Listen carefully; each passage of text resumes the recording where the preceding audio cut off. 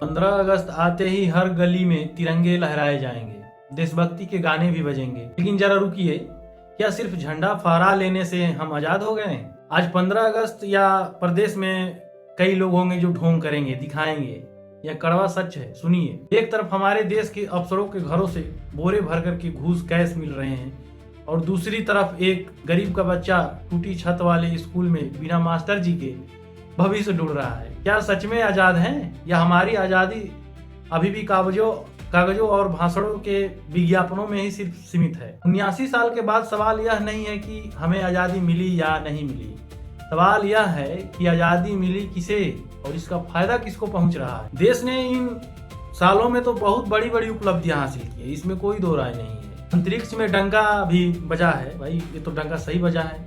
हमने चांद के दक्षिणी ध्रुव पर कदम रखा, मंगल ग्रह तक पहुंचे, डिजिटल क्रांति गांव-गांव तक पहुंच चुकी है, पेमेंट इंटरनेट तक इतना डिजिटलाइज हो चुके हैं कि हम लोग कर रहे हैं, इसमें कोई दो राय नहीं है। ग्लोबल ताकत भी बढ़ी है, आज दुनिया की सबसे बड़ी अर्थव्यवस्था में भारत का नाम गिना जा रहा है। लेकिन सबसे बड़ी दिक्कत है बढ़ता हुआ भ्रष्टाचार। इसका क्या किया जाएगा भाई, इसका क्या इलाज है? सिक्के के दूसरा पहलू एक कड़वा है मगर सच है। आज देश में भ्रष्टाचार घटने के बजाय और बढ़ता ही दिख रहा है। आए दिन किसी न किसी बड़े अफसर, सरकारी अधिकारी या नेता के ठिकानों पर छापेमारी जब होती है तो करोड़ों का कैश बरामद होता है और अफसर रंगे हाथ पकड़े जाते हैं। जरा सोचिए, दिमाग लगाइए, जब व्यवस्था चलाने वाले अधिकारी ही भ्रष्टाचार में डूबे होंगे तो आम नागरिक को उसका हक कैसे मिलेगा?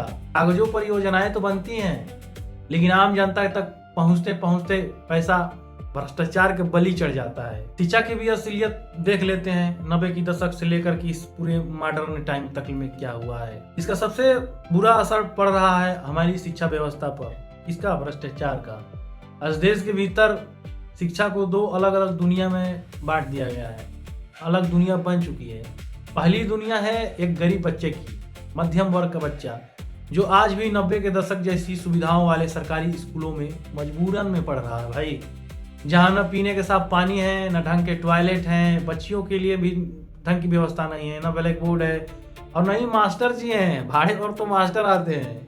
वही दूसरी दुनिया है एक अमीर का बच्चा जो AI, robotics, coding, digital smart classes हैं, पूरी मतलब मॉडर्न चीजों से लैस है उनका क्लास, इंटरनेशनल स्कूलों जैसा पढ़ाया जा रहा है। सवाल यह है कि ये दोनों बच्चे जब बड़े होकर के एक ही कॉम्पिटिटिव दुनिया में खड़े होंगे तो बराबरी का मुकाबला कैसे होगा? एक 90 के दशक की सुविधाओं वाले स्कूल में पढ़ा बच्चा उसके पास काबिलियत होने के बावजूद सिर्फ संसाधनों की कमी के अवसरों के अभाव में पीछे छूट जाता है।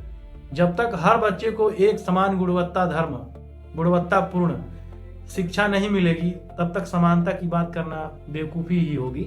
इस बीच आपने देखा होगा कि CJP की जो मुद्दा उठा था, कांग्रेस जनता पार्टी वाले भी अभिजीत भाई हैं, इस बदहाली पर हाल ही में दिल्ली में जंतर मंतर पर जो आंदोलन में अभिजीत भाई आए थे और सौरभ, इन्होंने भी इस पर सवाल उठाया है। इन सब ने साफ कहा है कि सरकारी स्कूलों को बंद या मर्ज करना बंद करो। क्या किसान और मजदूर के बच्चों को देश का भविष्य नहीं माना जाता? उन्होंने देश के सामने एक ही बात रखी है, स्कूल ठीक करो या जवाब दो, क्योंकि जब तक गांव और कस्बे के जो सरकारी स्कूल ठीक नहीं होंगे तब तक गरीब बच्चे को बराबरी का मौका नहीं मिलेगा। निष्कर्ष तो यही निकलता है कि सच्ची आजादी तब तक अधूरी है जब तक हर बच्चे को बराबरी की शिक्षा, हर नागरिक को न्याय और देश को भ्रष्टाचार से मुक्ति न मिले। इस 15 अगस्त पर केवल ढोंग की देशभक्ति मत दिखाइएगा, जमीनी मुद्दों पर सवाल पूछना शुरू कीजिए भाई। आपको क्या लगता है कि क्या आज हमारे देश के सरकारी स्कूलों को तुरंत बदलने की जरूरत है?